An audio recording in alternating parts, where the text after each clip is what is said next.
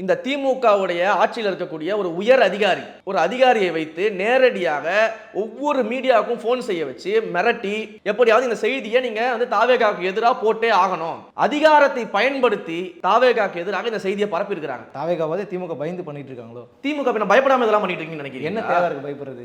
திமுக என்ன தேவை இருக்குதா? ஏங்க, எங்களுடைய கட்சி இன்றைக்கு மாபெரும் கட்சியா வளர்ந்துட்டு இருக்குது. 2026 ஆட்சி அமைக்க போற கட்சி இன்னைக்கு ஒட்டுமொத்தமா பயந்து நாங்க ஒரு இஃப்தார் நோன்பு நடத்தினோம்னா அடுத்த நிமிஷம் இஸ்லாமியர்களே மிக கேவலமா பேசிக்கிட்டு இருக்காங்க திமுகவில்.